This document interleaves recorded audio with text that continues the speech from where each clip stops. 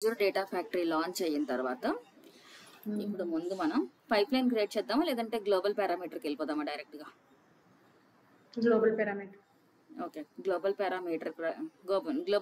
Parameter create చేయాలంటే మేనేజ్కి వెళ్ళాలి. మేనేజ్లో author కింద గ్లోబల్ పారామీటర్స్, మళ్ళీ కొత్తది క్రియేట్ చేస్తున్నాం. న్యూ క్లిక్ చేసి గ్లోబల్ పారామీటర్ వెయిట్ 2 అని ఇస్తున్నాం. డేటా టైప్ ఇంట్ అని ఇస్తున్నాను. నేను వెయిట్ వాల్యూ ఒక 20 ఇస్తున్నాను. దీన్ని పబ్లిష్ చేస్తున్నాను. పబ్లిష్ చేస్తే కానీ సేవ్ అవుతుంది.